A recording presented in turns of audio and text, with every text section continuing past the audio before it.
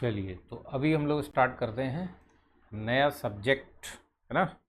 नए सब्जेक्ट में manufacturing. Manufacturing में हम एक पार्ट कंसीडर कर सकते हैं मटेरियल साइंस, ठीक है। या कुछ लोग उसको सेपरेट सब्जेक्ट की तरह डिस्कस करते हैं। ओके, तो मैन्युफैक्चरिंग में मटेरियल साइंस, मैन्युफैक्चरिंग साइंस, उसमें मटेरियल साइंस स्टार्ट करने जा रहे हैं। मटेरियल साइंस में भी पहला chapter material properties we are going to start. Okay, चलिए तो स्टार्ट करते हैं इसको। हेडिंग डाल दो chapter 1 material properties. Chapter 1 material properties, heading डाल दो मटेरियल प्रॉपर्टीज। तो मटेरियल साइंस हम किसके लिए पढ़ रहे हैं? मैन्युफैक्चरिंग के लिए, कि मटेरियल जो होगा उसको हम फाइनल प्रोडक्ट में चेंज करेंगे, तो पहले उस मटेरियल की प्रॉपर्टीज़ पता होनी चाहिए सो दैट हम उस पर वर्क कर सकें, ठीक है। क्योंकि उस मटेरियल के साथ हमें बहुत सारे प्रोसेसेस को इन्वॉल्व करना है, तो जो मटेरियल को हम प्रोडक्ट में चेंज करेंगे तो उसकी प्रॉपर्टीज़ पता होनी चाहिए, ठीक है। तो पूरा का पूरा मैन्युफैक्चरिंग प्रोसेस है या मैन्युफैक्चरिंग सब्जेक्ट है अपना प्रोडक्शन का, उसका एक ही पर्पज़ है कि जो भी हमें रॉ मटेरियल मिलता है, रॉ मटेरियल, वो रॉ मटेरियल को हमें किसी फाइनल या डिजायर्ड प्रोडक्ट में चेंज करना होता है, ठीक है। This is all about manufacturing and production. Raw material भी कहाँ से मिलता है? वो नेचुरल रिसोर्सेज से मिलता है आपको, ठीक है। नेचुरल रिसोर्सेज से पहले मेटलर्जी वगैरह करके रॉ मटेरियल में कन्वर्ट किया जाता है। रॉ मटेरियल को फिर हम फाइनल प्रोडक्ट में चेंज करते हैं, ठीक है। तो मटेरियल साइंस ऑब्वियसली एक इसी से कनेक्टेड पार्ट बन जाता है। तो ओवरऑल जो मैन्युफैक्चरिंग है उसको हम पहले थोड़ा सा इंट्रोडक्शन पार्ट में उसको डिफाइन करेंगे, डिस्क्राइब करेंगे, फिर हम लोग मटेरियल प्रॉपर्टीज़ की तरफ बढ़ेंगे। तो हेडिंग डाल दो मैन्युफैक्चरिंग प्रोसेस, मैन्युफैक्चरिंग प्रोसेस, और इसमें लिखो, पहले नोट कर लेते हैं फिर उसको समझेंगे। हेडिंग डाल दी, राइट डाउन नाउ। इसमें लिखो it is the process, it is the process of converting raw material, converting raw material into final product, into final product through designing, production and R&D, and R&D, ठीक है। तो material को convert करते हैं, उसमें different activities involve रहती हैं, जैसे कि डिज़ाइनिंग की एक्टिविटी, कोई प्रोडक्ट बनाना है, जैसे यही आपको बनाना है, ये प्लास्टिक का रिमोट है, तो इसका जो बॉडी है आउटर, इसको कैसे बनाया गया होगा? सबसे पहले इसका डिज़ाइन किया गया होगा, ठीक है। डिज़ाइनिंग में क्या स्टेप्स इन्वॉल्व होते हैं? डिज़ाइनिंग का पर्पज़ क्या रहता है कि हम ऐसा शेप एंड साइज़ बनाएं। अब रिमोट इतना बड़ा तो नहीं बना देंगे, हैंडी हो, तो उसका शेप, उसका साइज, उसका मटेरियल सिलेक्शन, है ना, तो वो सारा कुछ होता है डिज़ाइन डिपार्टमेंट का काम। फिर डिज़ाइन डिपार्टमेंट उसका शेप साइज जो ड्राइंग हम लोग डेवलप करते हैं, उसको डेवलप करके किसको दे देगा? प्रोडक्शन डिपार्टमेंट को। प्रोडक्शन डिपार्टमेंट का काम होगा कि रॉ मटेरियल को लेके मशीन्स की हेल्प से इस शेप एंड साइज को प्रोड्यूस कर दें, ठीक है ना, मटेरियल को, by utilising the optimal utilisation of man, material and machine और मनी, ठीक है। R&D का काम क्या है? R&D का काम अलग रहता है, वो ये रहता है कि आज हमने इस प्रोसेस से बनाया तो हमको ये कॉस्ट पड़ा और ये क्वालिटी मिला, आगे कोई नया टेक्निक, नया प्रोसेस और हम या तो डेवलप कर सकते हैं या कहीं से आप उसको अडॉप्ट कर सकते हैं। वो काम होता है R&D डिपार्टमेंट का, नए नए प्रोसेस, नए नए टेक्निक्स को बनाना, सो दैट हमारा कॉस्ट कम से कम आए, but quality of product better better होता जाए। ठीक है, नेक्स्ट लाइन लिखो, इट इन्वॉल्व्स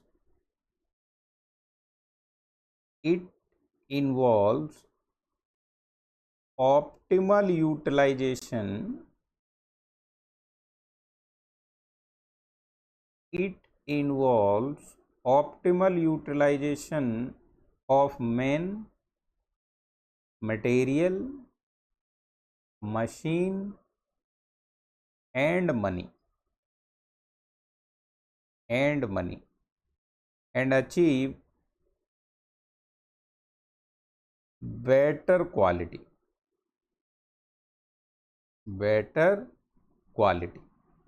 ठीक है, सो ऑप्टिमल यूटिलाइजेशन का मतलब होता है कि मैन, मटेरियल, मशीन, देखो अगर हम किसी प्रोसेस में लेट से 6 लेबर इन्वॉल्व है, अगर हम उसमें 10 लेबर इन्वॉल्व कर दें तो वो जल्दी हो जाएगा, लेकिन कॉस्ट बढ़ जाएगा। ठीक है, तो हमें ऑप्टिमल का मतलब ये होता है कि ऑप्टिमाइज करना होता है, सो दैट कि हमारा फाइनल जो कॉस्ट है वो मिनिमम हो बट क्वालिटी कंप्रोमाइज ना हो, क्वालिटी मैक्सिमम हो, अच्छे से अच्छा क्वालिटी मिले, इसको बोलते हैं ऑप्टिमल यूटिलाइजेशन। बात आई समझ में? तो इसका मैन्युफैक्चरिंग प्रोसेस का सिंपल सा एक फ्लो चार्ट डायग्राम हम बनाएंगे और उसके साथ आगे बढ़ेंगे। पहला बॉक्स बनाओ, स्टार्ट करते हैं हम कहाँ से? रॉ मटेरियल से। हमें रॉ मटेरियल दिया जाता है,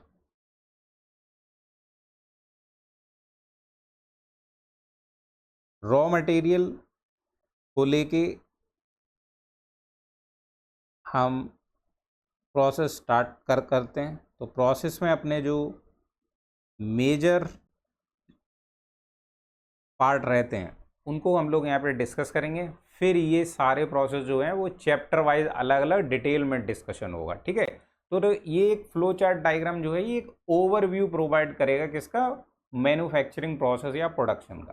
तो रॉ मटेरियल को लेके कुछ प्रोडक्ट के लिए रॉ मटेरियल जब हमें मिलता है तो हमें उसका स्टार्टिंग में कास्टिंग करना पड़ता है। ठीक है, जिस वो एप्लीकेशन ऑफ द प्रोडक्ट पे डिपेंड करेगा, या प्रोडक्ट हमारा किस टाइप का है उस पर डिपेंड करेगा, या किस मटेरियल का है उस पर डिपेंड करेगा। अगर हम कोई प्रोडक्ट बना रहे हैं जो कि वुडन है, अब वुडन प्रोडक्ट का तो कास्टिंग नहीं होगा भाई, कास्टिंग आप कर सकते हैं या तो मेटल्स का, जनरली मेटल्स का ही होगा। ठीक है, मेटल कास्टिंग हम लोग पढ़ेंगे, प्लास्टिक का भी कर सकते हैं, लेकिन ऐसा कोई मटेरियल जैसे वुड है इसका कास्टिंग तो नहीं होगा। तो जाहिर सी बात है कि हर प्रोसेस, हर प्रोडक्ट के लिए कास्टिंग का प्रोसेस इन्वॉल्व नहीं होगा, बट मेजर पार्ट है तो हम लोग इसको डिस्कस करेंगे। या फिर उस रॉ मटेरियल को हम प्राइमरी फॉर्मिंग के लिए भेज सकते हैं। प्राइमरी फॉर्मिंग का मतलब होता है, फॉर्मिंग का मतलब होता है, डिटेल में पढ़ेंगे फॉर्मिंग, फिलहाल के लिए समझो कि जो मटेरियल मिलता है उसको फोर्स लगा के, प्रेशर लगा के उसका शेप एंड साइज चेंज करना, शेप एंड साइज चेंज करना। तो प्राइमरी फॉर्मिंग का काम होता है, रॉ मटेरियल मान लो ऐसे आपको टुकड़े की तरह मिला कुछ, उसको स्टोर करने का प्रॉब्लम भी होगा, तो इसको क्या किया जाता है? इसको रोल करके थिन शीट्स में चेंज कर दिया जाता है। जैसे आप कहीं जाएं, फॉर एग्जांपल कोई अलमीरा ही आपको घर के लिए चाहिए है, तो अलमीरा वाली शॉप पे जब आप जाते हैं या कारपेंटर के पास जाते हैं, तो कारपेंटर के पास जो वुड रहती है वो किस शेप में रहती है?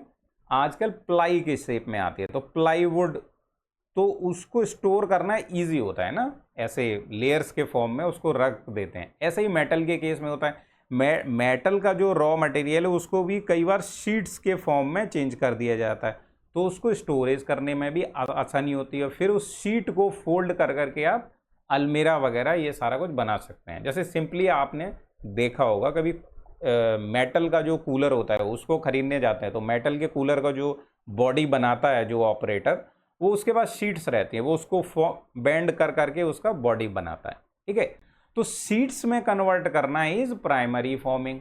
अब शीट से बाद में फिर उसको वो शेप चेंज करके कूलर के फॉर्म में चेंज कर सकता है, या किसी टैंक के फॉर्म में चेंज कर सकता है, वो सेकेंडरी फॉर्मिंग कहलाएगा। ठीक है, तो प्राइमरी शीट्स के फॉर्म में, या कई बार जैसे हमारे पास आयरन रॉड मिलते हैं जो बिल्डिंग बनाने में काम आते हैं, जिनको हम लोग बोलते हैं सिंपली सरिया बोलते हैं, वो भी हमारा बेसिक शेप है, रॉड्स के शेप में रख सकते हैं। या कहीं कहीं किसी रॉ मटेरियल को ब्लॉक्स के शेप में भी बना के रखा जाता है। कई बार आपने देखा होगा कि शीट वाले इस तरीके के बंडल बड़े बड़े लार्ज ट्रक्स पे ट्रांसपोर्ट किए जा रहे होते हैं एक जगह से दूसरे जगह। ठीक है, या ब्लॉक्स के फॉर्म में ट्रांसपोर्ट किए जा रहे होते हैं, या रॉड्स के फॉर्म में ट्रांसपोर्ट किए जा रहे होते हैं।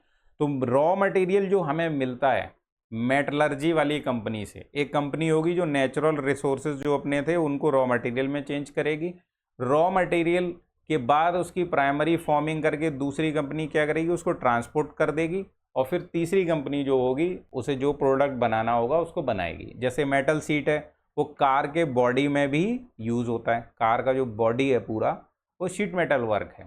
ठीक है, या जो कोल्ड ड्रिंक आप पीते हो कैन वाला, उसका जो कैन है, ठीक है, थम्स अप का कैन है, वो यूज़ कर रहे हो, वो भी आपका फॉर्मिंग प्रोसेस से बनता है, शीट मेटल ऑपरेशन से बनता है। बात को समझे यहाँ तक? तो प्राइमरी फॉर्मिंग में सिंपल बेसिक शेप प्रोवाइड की जाती है, या तो उसको शीट के फॉर्म में या रॉड के फॉर्म में ब्लॉक सिंपल शेप में उसे कन्वर्ट कर दिया जाता है। नेक्स्ट, अब ये जो कास्टिंग किया है आपने पार्ट, या प्राइमरी फॉर्जिंग जो की है, इसको फर्दर सेंड किया जाता है या तो मशीनिंग के लिए, या some time it can be send for secondary forming, machining किया जाएगा, या फिर इसका सेकेंडरी फॉर्मिंग भी हो सकता है। सेकेंडरी फॉर्मिंग में complex shape and size involve रहता है। ठीक है, उसके बाद फिर जब ये पार्ट बन जाएंगे सेपरेट सेपरेट, छोटे छोटे, जो बड़ा प्रोडक्ट होता है उसको थोड़े थोड़े पार्ट्स में बना लेते हैं। जैसे सिंपली आपको बेड बनवाना है, मान लो वुडन ही बनवाना है, तो पहले उसका प्लेटफॉर्म अलग बनेगा, उसका हेड साइड का पार्ट अलग बनेगा, उसके लेग्स जो हैं वो अलग बनेंगे, और लास्ट में जाके उनका क्या किया जाएगा, जॉइनिंग किया जाएगा। इसी तरह मेटल के पार्ट का भी जॉइनिंग किया जाता है। फिनिशिंग उन प्रोडक्ट के लिए जहाँ सरफेस स्मूथनेस है वो आपको हाई चाहिए, रफनेस कम करनी है, ठीक है, वहाँ फाइनल फिनिशिंग की जाती है। तो फिनिशिंग, जॉइनिंग, असेंबली ये लास्ट में करते हैं। कई बार पेंटिंग भी इसमें इन्वॉल्व रहता है, सारा प्रोडक्ट बना के फिर उसका पेंटिंग कर दिया, और फिर उसे आप as a final product market में भेज सकते हैं सेल करने के लिए, जहाँ से क्या आएगा, पैसा आएगा। सारा खेल इसी का चल रहा है ना। तो फाइनल प्रोडक्ट में कन्वर्ट कर दिया जाएगा। Got the point?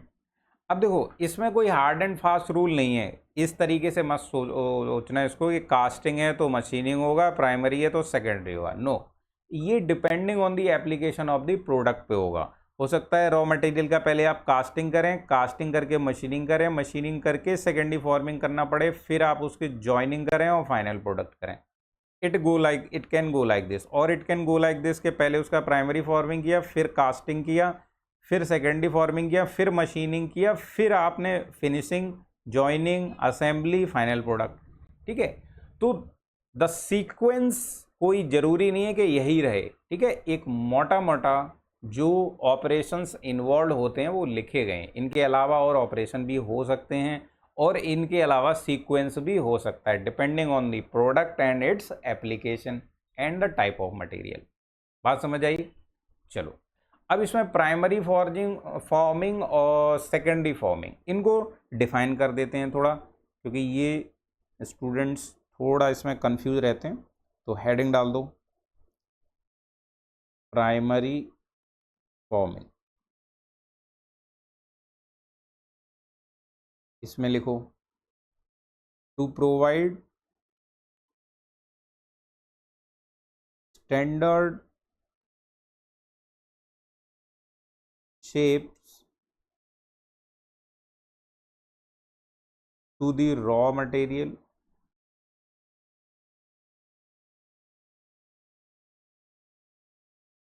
as rods or you can say bars or sheets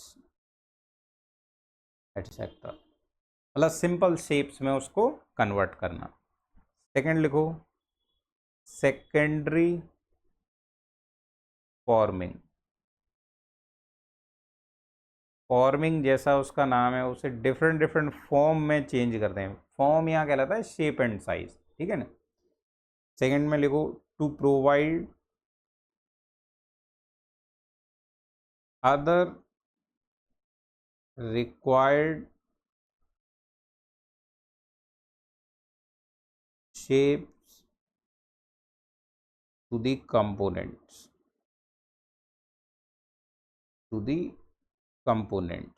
ठीक है। यहाँ ये भी लिख सकते थे कॉम्प्लेक्स शेप्स, ठीक है। तो लाइक दिस। अच्छा, प्राइमरी समझ लिया आपने, सेकेंडरी समझ लिया। थोड़ा कास्टिंग क्या रहता है? कास्टिंग का मतलब होता है कि जो भी रॉ मटेरियल है, जैसे हम मेटल का बात करें, कोई एल्यूमिनियम का पीस बनाना है, ठीक है। तो मान लो हमें एल्यूमिनियम का पीस बनाना है, तो उसको क्या काम करेंगे, पहले रॉ मटेरियल उस मेटल को क्या किया जाएगा, मेल्ट किया जाएगा, है ना। मेल्ट किसी फर्नेस में किया जाएगा। जब वो मेल्ट हो जाएगा, फिर मेल्ट किया हुआ मटेरियल हम एक कैविटी में पोर कर देते हैं। जैसे ये कैविटी है इस तरीके का, ओके, इसमें पोर कर दिया, तो जो वो लिक्विड मेटल इसमें भर जाएगा, थोड़ी देर बाद वो क्या हो जाएगा, सॉलिडिफाई। अगर उसका कूलिंग करेंगे तो फिर इसी शेप का ये आपको एल्यूमिनियम का पीस मिल जाएगा। गेटिंग द पॉइंट और नॉट? तो बहुत ही सिंपल प्रोसेस है, बहुत ओल्ड एज से इसको यूज किया जा रहा है। सो कास्टिंग का मतलब यही रहता है, रॉ मटेरियल को मेल्ट करो और उसको ऐसे कैविटी में पोर कर दो जो शेप एंड साइज आपको रिक्वायर्ड है, ठीक है। कैविटी किस में बनाते हैं, मोल्ड में, वो एक अलग प्रोसेस है। तो कास्टिंग को जब डिटेल में पढ़ेंगे तो देखेंगे कास्टिंग में और कौन कौन से प्रोसेस इन्वॉल्व रहते हैं। So this is major part है, अलग से एक चैप्टर होगा, ये पढ़ा जाएगा। अब बात कर लेते हैं थोड़ा मशीनिंग का। जैसे मान लो आपने कास्टिंग किया, कास्टिंग आपने मान लो ये आई शेप का ही एल्यूमिनियम का इस तरीके से कोई पार्ट बनाया, लेकिन कास्टिंग में डिफेक्ट भी आते हैं। मान लो आपको यहाँ पे स्ट्रेट चाहिए था, लेकिन वो कैसे ही अंदर कैविटी में जो सैंड है वो अपने जगह से डिस्प्लेस हो गई, तो आपका एक्चुअल पार्ट इस तरीके से प्रोड्यूस हो गया, या यहाँ पर जब उसको हटाया थोड़ा यहाँ मिश्रण हो गया, बहुत सारे डिफेक्ट रहते हैं, ठीक है, इस तरीके से हो गया, या यहाँ थोड़ा सा सरफेस रफनेस हो गई। ये अब आपको चाहिए प्रोडक्ट जो है वो हाईली फिनिश्ड होना चाहिए, तो हम मशीनिंग करेंगे इसका। तो मशीन टूल की हेल्प से ये एक्स्ट्रा पार्ट जो है उसको कट किया जाएगा, ये एक्स्ट्रा पार्ट है इसको कट किया जाएगा, ये एक्स्ट्रा पार्ट है इसको कट किया जाएगा, या मान लो इसका बीच में जो डाया है वो ज़्यादा है तो इसको कम किया, या फिलहाल ये स्ट्रेट है, हमें बाद में टेपर्ड चाहिए इस तरीके से, तो उसका मशीनिंग करके ये वाला पार्ट जो है वो हटा देंगे। So machining is mainly material removal process, material removal process, ठीक है। कहीं कहीं मशीनिंग को एज ए सरफेस फिनिश भी यूज़ किया जाता है। सरफेस फिनिश, सरफेस को स्मूथ करने के लिए, जैसे मान लो शाफ्ट है, शाफ्ट है ना, तो शाफ्ट का ये सरफेस जो है, या ये जो फेस है ना, तो फेसिंग, टर्निंग, है ना, ग्राइंडिंग, ये सारे प्रोसेस जो आते हैं वो मशीनिंग में आते हैं। तो machining is mainly we can say for now एक मटेरियल रिमूवल या मटेरियल कटिंग प्रोसेस है, ठीक है। जो कास्टिंग होके पार्ट आएगा उसका मशीनिंग, या प्राइमरी फॉर्मिंग होके आया उसका मशीनिंग कर सकते हैं। कटिंग पॉइंट और नॉट? अब मशीनिंग जब हो जाएगी, फिर उन अलग अलग पार्ट्स को असेंबली करेंगे, ज्वाइनिंग करेंगे। असेंबली आपका नट एंड बोल्ट से भी हो सकता है, आपका व्हाट टू से रिविटिंग से भी हो सकता है, या ज्वाइनिंग में एक मेजर पार्ट हम लोग पढ़ेंगे वेल्डिंग, है ना। Welding, welding is a permanent type of joint, ठीक है, इसे बार बार अटैच या डिटैच नहीं किया जा सकता।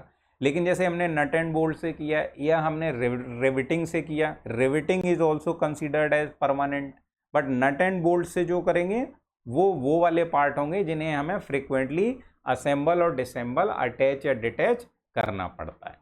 गेटिंग पॉइंट और नॉट?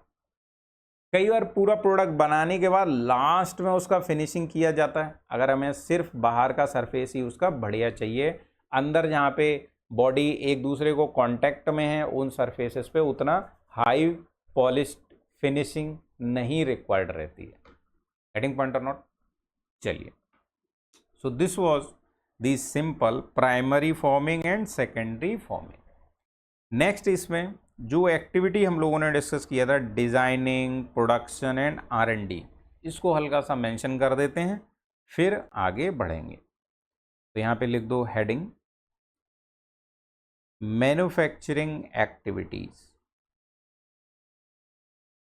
मैन्युफैक्चरिंग एक्टिविटीज,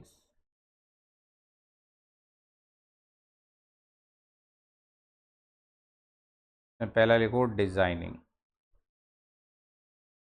तो डिजाइनिंग में हमारा मेन पर्पज क्या रहता है? Write down here, selecting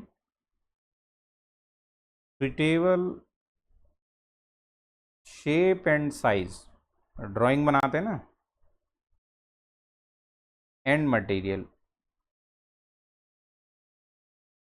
for low cost and high strength. Design engineer का काम सिर्फ उसे एस्थेटिक लुक देना नहीं है। एस्थेटिक लुक मतलब जो देखने में सुंदर लगे, है ना, वो तो अलग डिजाइन वाला डिपार्टमेंट रहता है, उसके लिए डिग्री भी अलग करते हैं ना, एमडेस का डिग्री जो होता है, एमडेस आईआईटी भी कराते हैं। तो मास्टर्स इन डिजाइन, उनका मेन काम होता है देखने वाला प्रोडक्ट सुंदर लगे, ब्यूटीफुल लगे, एस्थेटिक लगे, कलर कॉम्बिनेशन, वो वाला डिजाइन अलग है। हम लोग मैकेनिकल इंजीनियर हैं, हमारे लिए डिजाइन का मेन मतलब क्या होता है? High strength, proper shape and size, मतलब फिट अच्छा होना चाहिए, है ना। फिट थोड़ा याद है ना, फोर्स फिट, क्लियरेंस फिट, ये सारा कुछ पढ़ेंगे किसमें? Measurement metrology. कोई दो पार्ट हैं, जैसे सिंपली पिस्टन और सिलेंडर। पिस्टन एंड सिलेंडर का अगर शेप एंड साइज सही नहीं हुआ तो वो आपस में फिट ही नहीं होंगे, या उनके बीच में क्लियरेंस बहुत कम रहता है। अगर आपने ज़्यादा क्लियरेंस कर दिया तो गैसेस लीक हो जाएंगी चलते टाइम, क्योंकि इसके अंदर very high temperature and pressure पर फ्यूल बर्न करता है।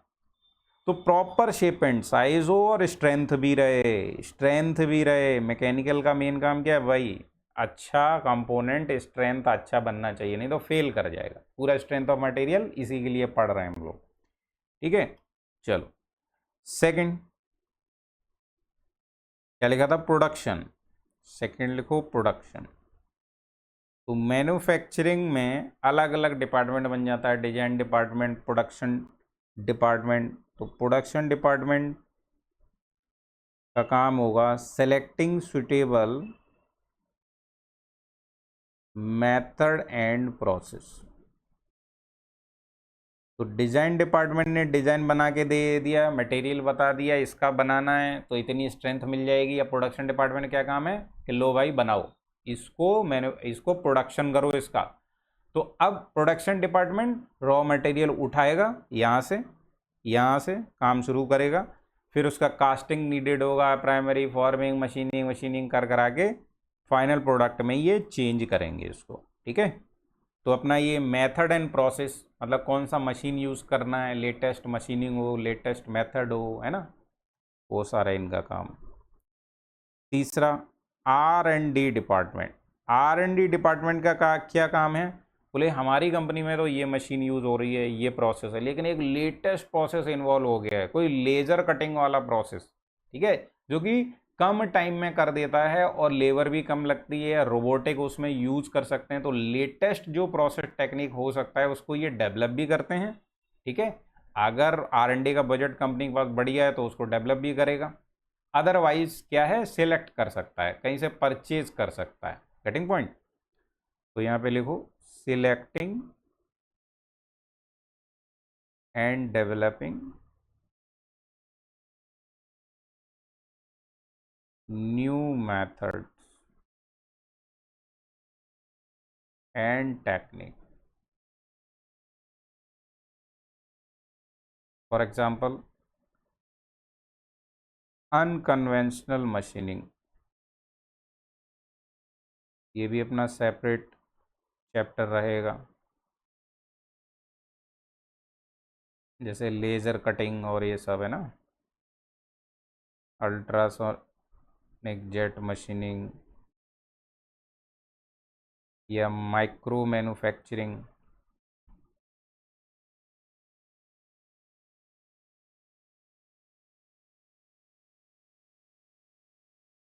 नैनो टेक्नोलॉजी, है ना।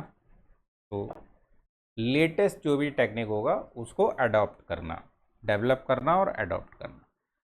So this was the overview of the manufacturing process और उसके डिफरेंट एक्टिविटीज़। ठीक है, चलिए तो इसको डन कर दो। नेक्स्ट देखते हैं टॉपिक क्या है।